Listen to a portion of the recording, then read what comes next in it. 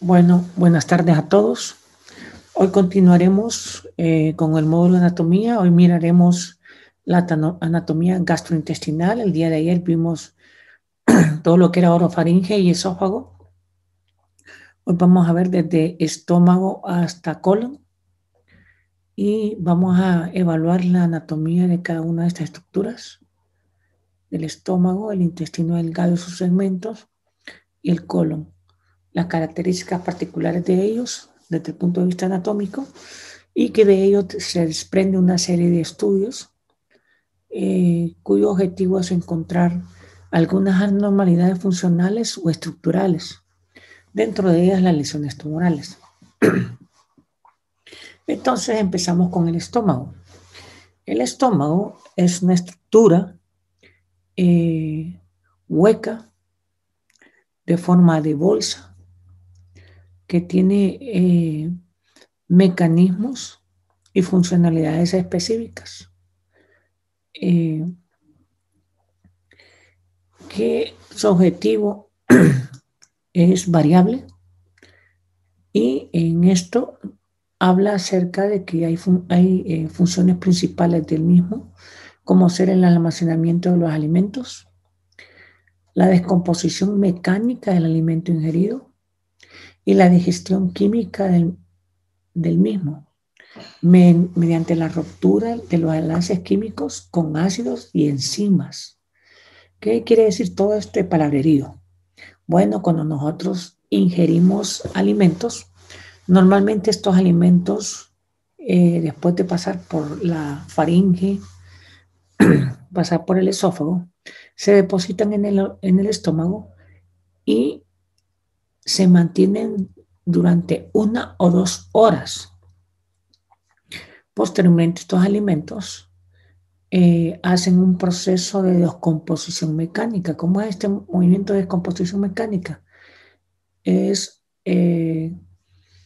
una función que se hace de mezcla y movimiento. No es perceptible, pero ocurre automáticamente. Este principio sería, para que ustedes la entendieran, como el movimiento de una lavadora. Ustedes meten la ropa a la lavadora, en la cual dentro de la lavadora lleva ace o detergente, suavizante, etcétera, lo que le quieran poner. Y hay una gran cantidad de agua. Una vez que caen o ponen la ropa, la lavadora empieza a mezclar los detergentes con el agua y empieza a hacer unos movimientos rítmicos. Estos movimientos hacen que la ropa que está arriba descienda hacia abajo y la que está abajo suba hacia arriba. Pues es el mismo principio que ocurre básicamente en el estómago. Hay un movimiento de los alimentos de tal forma que se mezclen con los ácidos gástricos.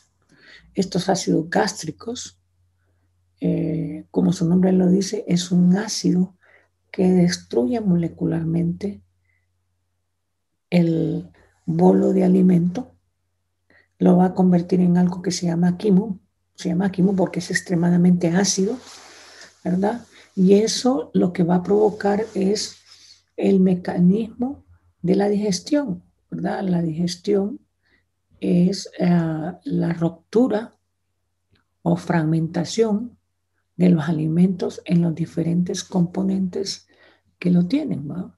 Componentes como van a ser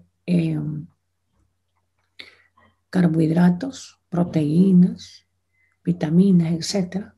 Todas esas uniones que hay dentro de un ejemplo, un pedazo de carne, se descomponen para ser transferidos como en quimo hacia el intestino delgado. En el intestino delgado ocurrirán otros procesos que vamos a ver más adelante que permiten después ahí en el intestino delgado la absorción de todos los nutrientes que necesitamos en nuestro organismo. El estómago simplemente es una mezcladora. Vamos a usar otro principio. En construcción, agarran el cemento, el agua, lo echan en una cosa que da vuelta y lo que hace es mezclar la arena, mezcla el agua, mezcla el cemento y convierte en una masa espesa, que es la que utilizamos normalmente para la construcción de planchas de cemento. Ese es el mismo principio que hace el estómago. Después de haber pasado por el esófago, ¿verdad? Este mismo se une por el esfínter gastroesofágico inferior, se une al estómago hacia una región que se llama cardiax, ¿verdad? Se domina cardiax porque esta estructura está por abajo del diafragma y arriba del diafragma está justamente lo que está el corazón. Entonces, por eso se le puso su nombre. Pero es la parte que inicia el estómago después de pasar por el esfínter gastroesofágico. Es importante porque cuando hay esta falla del esfínter gastroesofágico, es lo que va a producir el reflujo gastroesofágico, que estuvimos hablando el día de ayer, ¿verdad? Y tiene que ver mucho con el esfínter, tiene que ver con el anillo que es externo, fuera del esófago, que cuando se abre produce elevación del estómago y tortuosidad de ese esfínter, eso se llama una hernia hiatal, que también va a provocar alteración a nivel del esfínter y reflujo gastroesofágico.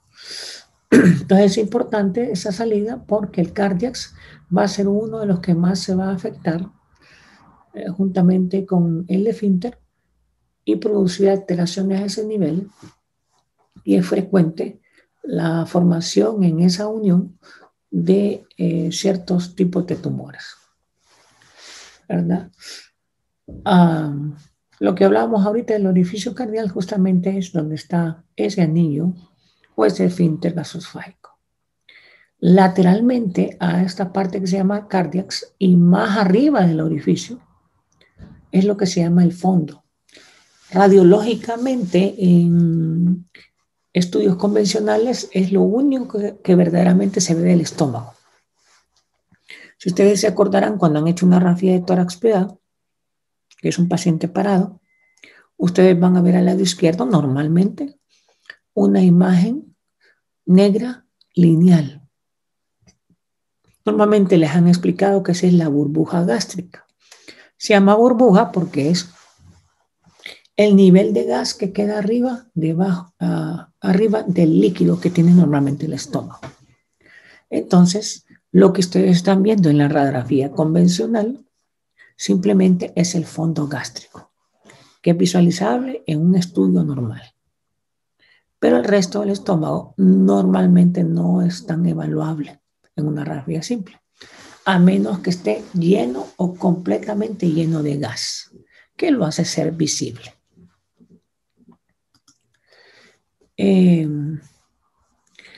Inmediatamente después de esa parte del fondo, el estómago se extiende hacia abajo. Esa parte que se extiende hacia abajo se llama cuerpo. Este cuerpo tiene varias paredes, una pared anterior, una pared posterior, una pared inferior y una pared superior. La pared superior e inferior tienen forma de curva. La superior se le llama curvatura menor y la de abajo se le llama curvatura mayor. Ya lo vamos a ver en un dibujo, ¿verdad? Es importante conocer estas curvaturas porque dentro de esas curvaturas hay la formación de pliegues.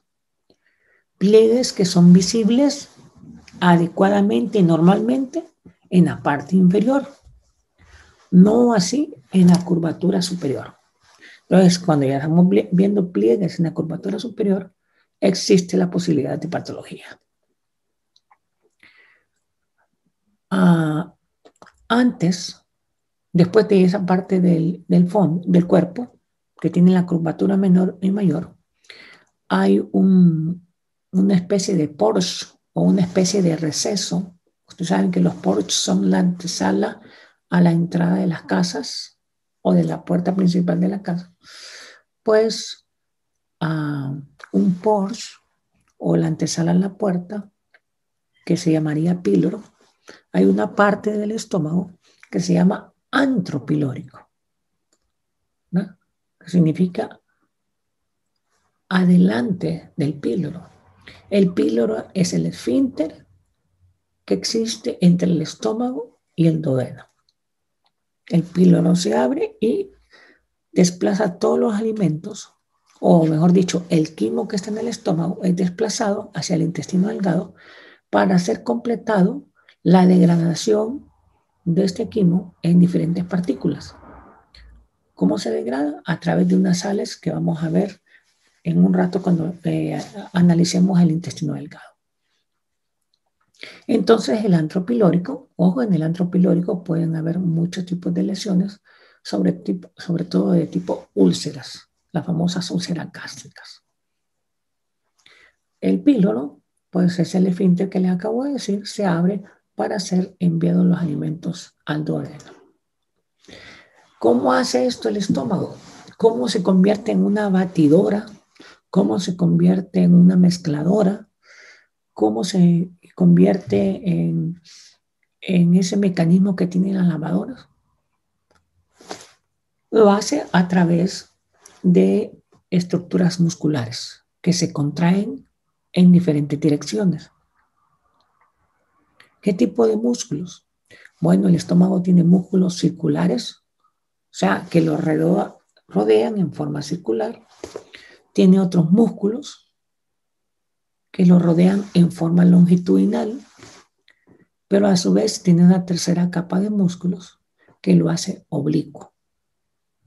Entonces, cuando los tres se comprimen al mismo tiempo, es cuando el estómago envía la comida o el quimo al duodeno.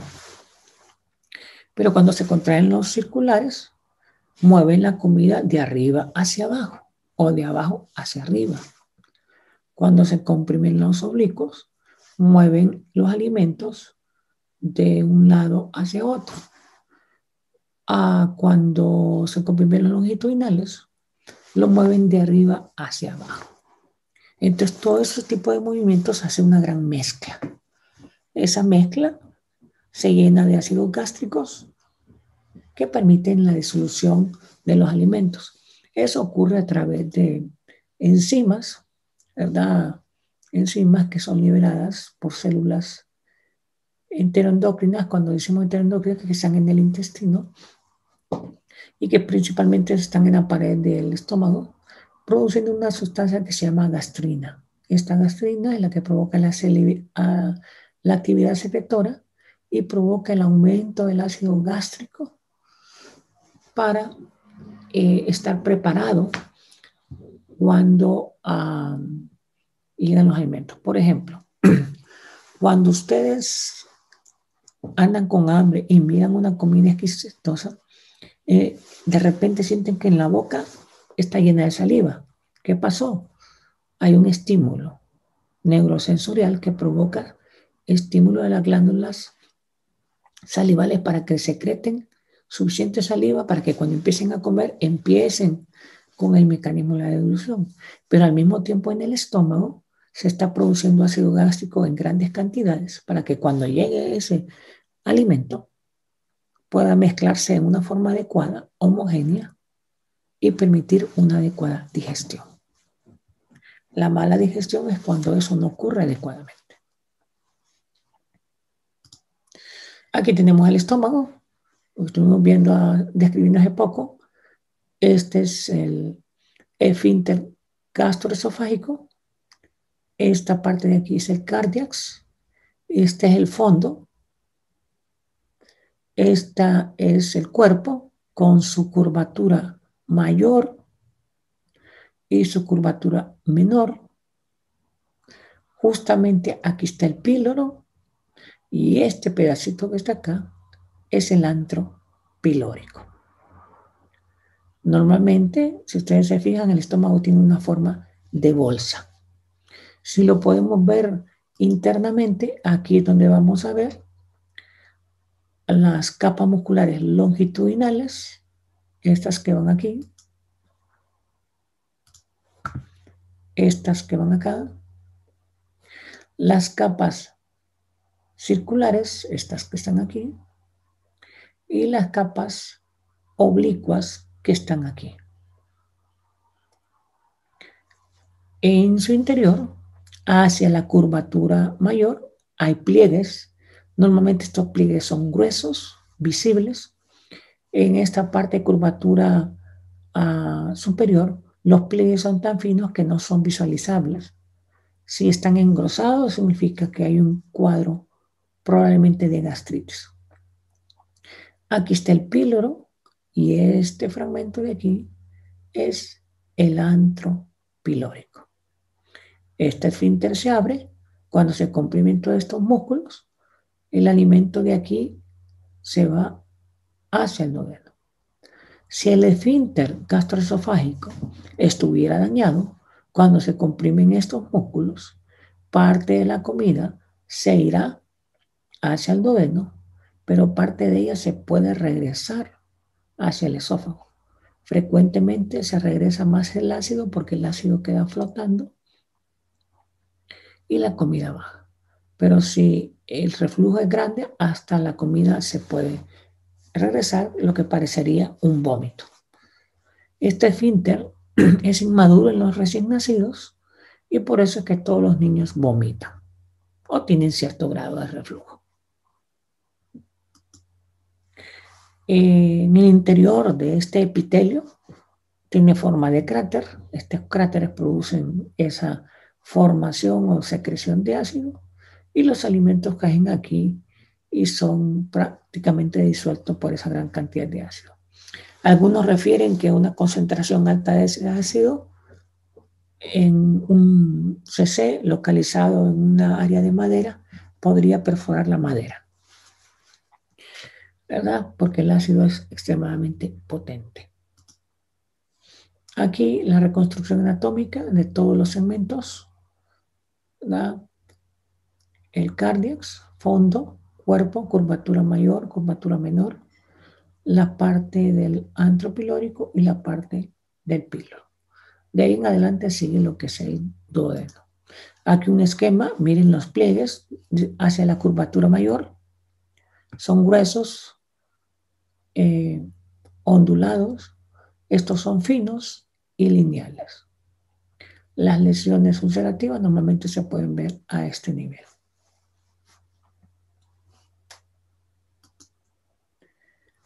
Bueno, una vez que el alimento es degradado prácticamente en el estómago, pasa al duodeno. En el duodeno, en su primera porción,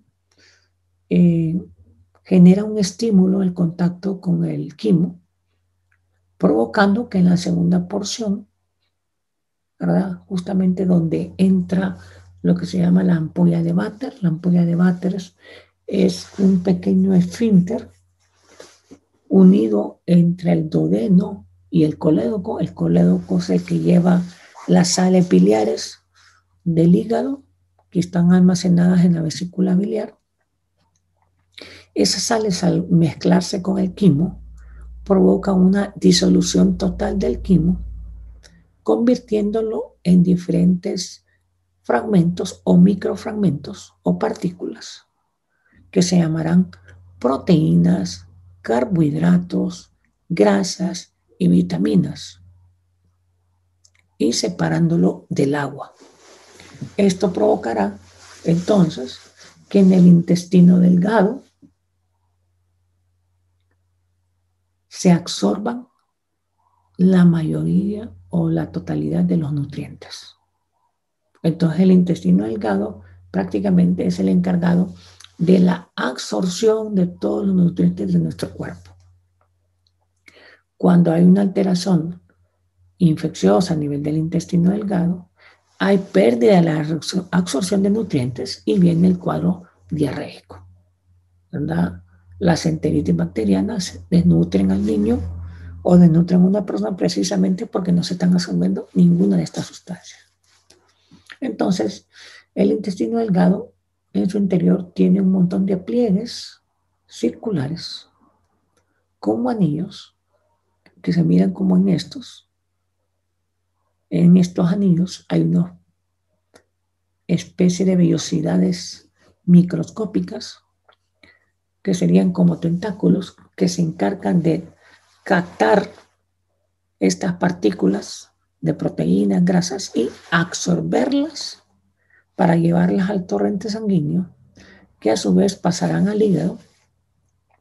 En el hígado se metabolizarán y serán enviadas al corazón, el cual los va a distribuir en todas las estructuras de nuestro sistema, cerebro, corazón, a donde quiera que sea. Pero la absorción se llevó a cabo en el intestino delgado. El intestino delgado se divide en 3 segmentos: duodeno, yeyuno e ilio. El duodeno es el encargado de determinar la disolución del quimo para su absorción, y desde la segunda porción hasta el yeyuno es donde más cantidad de estructuras o sustancias se absorben. La parte distal, el ilio, absorbe la mayor cantidad de agua, y la restante que queda se reabsorberá en lo que es el colon ascendente, que lo miraremos en un rato.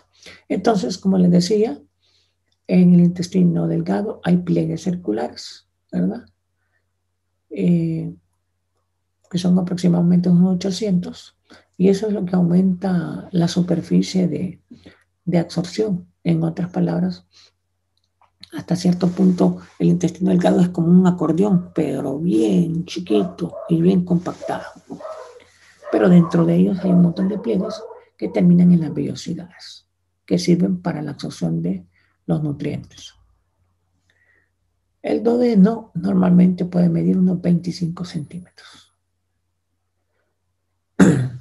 El duodeno tiene una forma de una C, ¿verdad? Una de las características del duodeno es que en el intestino delgado, una porción, o sea, 2.5 centímetros de ese duodeno se convierten en retroperitoneales.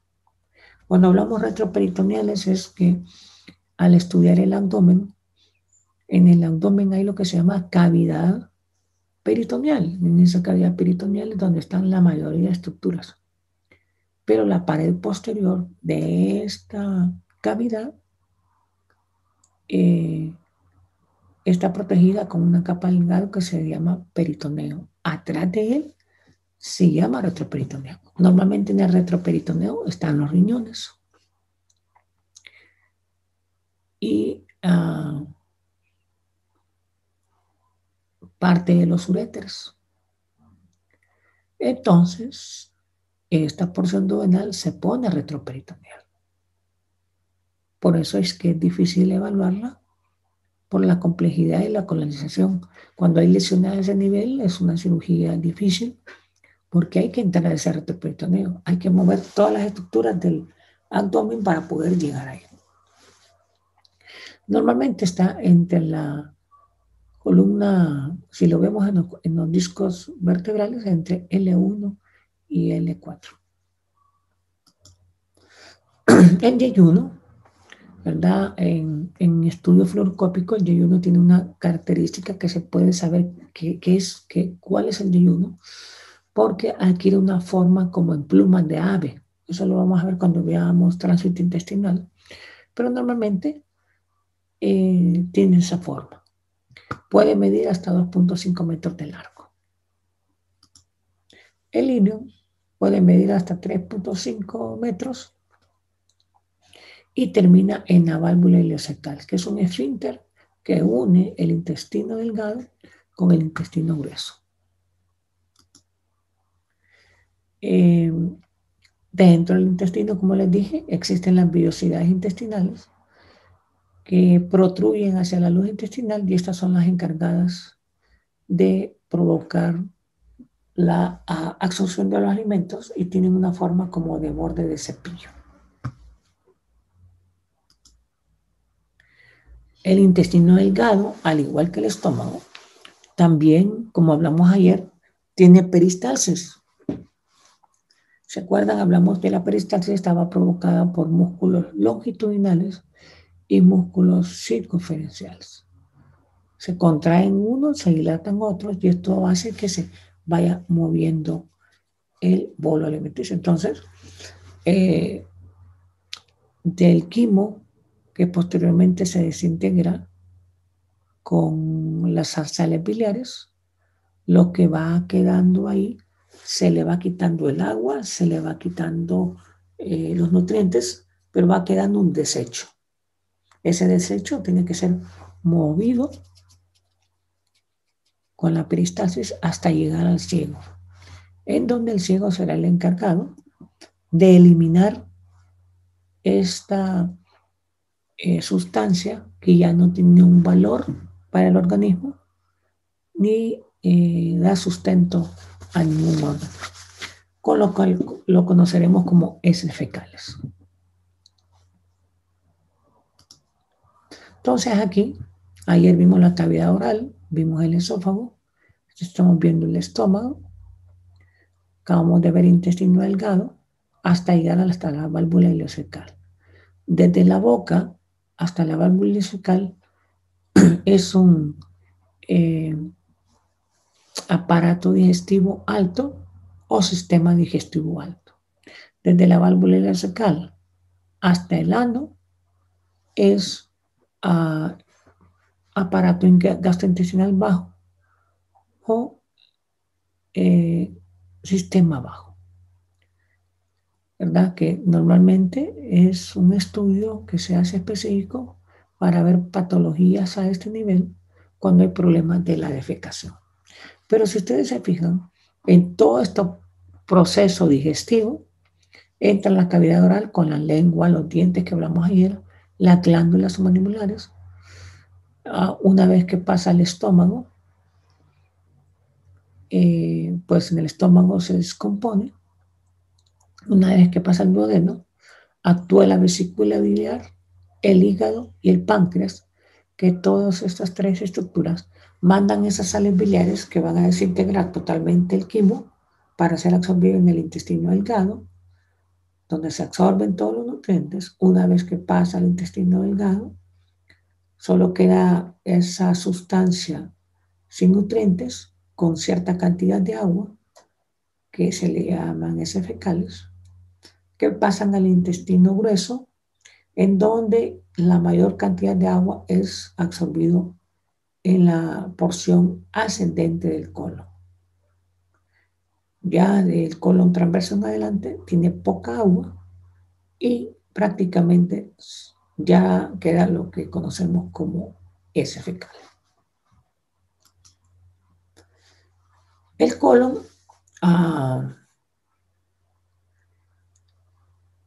tiene un diámetro mayor que el intestino delgado, es hasta 3 veces mayor que el mismo. Este tiene una forma tubular, pero con constricciones múltiples, las cuales se le llaman austras, ¿verdad? Es como que estuviéramos viendo verdaderamente un acordeón, ya que el acordeón, cuando ustedes lo mueven, ¿verdad? Las partes que hacen curvatura se unen unas con otras o se expanden unas con otras, que serían las austras, y en medio hay una línea que las une, ¿verdad? Esas se llaman tenias, que son 3 bandas longitudinales, una superior, una anterior y una posterior, ¿verdad? Esas tenias son las que permiten que el colon tenga la peristalsis adecuada y el movimiento adecuado. Normalmente el colon derecho es más ancho que el izquierdo, razón por la cual en el lado derecho se acumula la gran cantidad de desechos, absorben el agua y por peristalsis lo mueven hacia el colon transverso, provocando que por declive vaya cayendo también al colon descendente. En la parte externa del colon hay un montón de imágenes saculares que son tejidos llenos completamente de grasa que se llaman apéndices epiploicos o mentales que sirven para protección del colon. Entre el intestino delgado, o sea, la válvula ileocecal y la parte posterior del colon ascendente, en su parte más baja, que se llama ciego, hay una prominencia que sale tubular, que tiene una luz en su interior, que se conoce como apéndice cecal. No son estos apéndices epiploicos, porque estos son de grasa. Eso es una continuidad del ciego tubular con una luz. Ese es lo que conocemos como el apéndice cecal, que cuando se inflama se le conoce como el nombre de apendicitis aguda.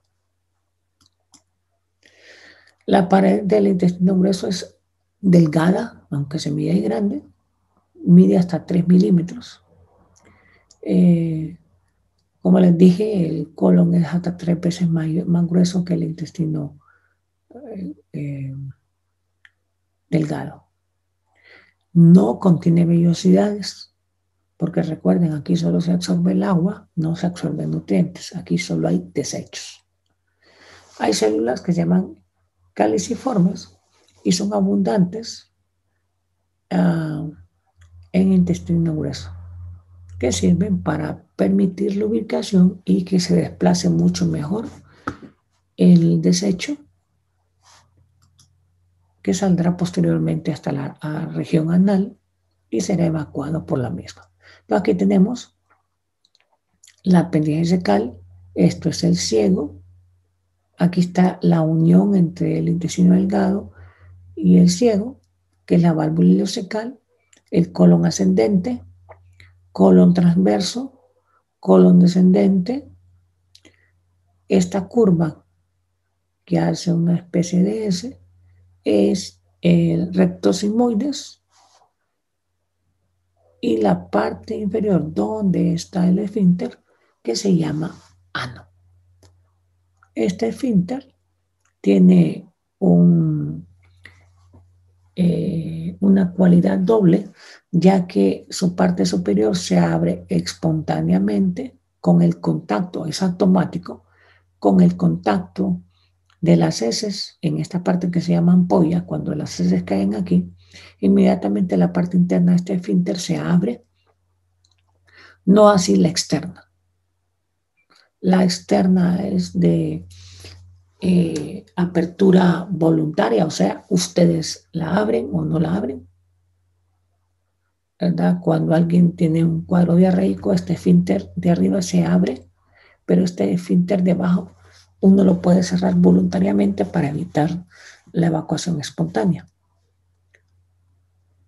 Y precisamente por eso un mecanismo es que cuando hay una alteración a nivel pueden haber ciertas enfermedades pediátricas como enfermedades Hirschsprung, que es cuando este esfínter no se abre nunca y las heces no pueden ser evacuadas y a los niños les cuesta sacar las heces, y es por una enfermedad que la vamos a ver cuando veamos esta patología, que no permite la evacuación de las heces y se dilata el colon. Aquí nuevamente la región cecal, la apéndice, que es una imagen tubular con luz propia, y la unión. Toda esta región es altamente vascularizada. El recto, la parte distal ya del colon, ¿verdad? Puede medir 15 centímetros. Tiene unos sensores extremadamente estimulables, hasta el punto que cuando cae en la parte más baja de él, que se llama ampolla, activa el impulso de la defecación automáticamente. O sea, cuando las heces caen ahí, inmediatamente todos nosotros sentimos la sensación de ir al baño. La región anal es el esfínter o es el conducto, ¿verdad? Que tiene unas fibras musculares circunferenciales que me permiten abrir y cerrar, y que la apertura se llama orificio anal o ano. El intestino grueso, tiene peristalsis igual que todos los demás, a través de la compresión o expansión de las austras, permitiendo segmentación de los desechos. O sea, nosotros no defecamos todo de un solo, sino que básicamente cuando uno defeca, defeca lo que hay acumulado en la región de rectos sigmoides. Y lo que está en rectos sigmoides es expulsado, y después lo que está en el colon descendente cae. Por eso es que hay personas que tienen un estímulo muy rápido y que defecan después de cada comida. O hay personas que no lo hacen así, defecan una vez al día, otras defecan cada 3 días. El movimiento defecatorio es diferente para cada persona, pero debería por lo menos ser una vez al día para no generar enfermedades. Bueno, esto es básicamente lo que es toda anatomía gastrointestinal. Su complejidad genera que haya diferentes tipos de estudios para su valoración. Como hablábamos con sus compañeros ayer, si es el compromiso entre estómago y esófago, sería un estudio gastroesofágico. Si el compromiso es entre estómago y duodeno, sería una serie gastroduodenal. Si el compromiso es puramente intestino delgado, sería un tránsito intestinal. Y si el compromiso es prácticamente del colon, sería un colon por enema. Entonces, de acuerdo a donde esté la afectación, así será el tipo de estudio a realizar. Para detectar una apendicitis, sería un gastrointestinal. En una apendicitis no se hace ninguno de estos estudios. El diagnóstico de la apendicitis clínico. O sea, hallazgos laboratoriales y clínicos. Si hay duda o sospecha, el estudio a complementar sería un ultrasonido. Si el ultrasonido no es concluyente o no da definición, el siguiente estudio de elección sería la tomografía. Pero nunca se va a hacer ningún estudio fluoroscópico en apendicitis. Porque lo único que podemos hacer es que se perfore y complique. Doctor, cuando una persona no tiene apéndice, ¿tiene algún efecto? ¿Tiene algún problema en el organismo? Cuando no tiene porque lo operaron o cuando no tiene porque no, nació sin ella. Porque la operaron. Ninguno. A menos que haya sido una apendicitis complicada, o sea que cuando ya lo operaron estaba perforado, sí pueden haber complicaciones. A eso se llaman adherencias y provoca obstrucciones frecuentes del intestino. Y para eso les van a pedir tránsito intestinal. Pero si fue una apendicitis operada a tiempo, no va a haber complicaciones, ninguna. Agenesia, o sea, agenesia es la falta o ausencia de nacimiento del apéndice cecal. Yo no he visto ninguno hasta ahorita. Pueden haber, pero yo no he visto.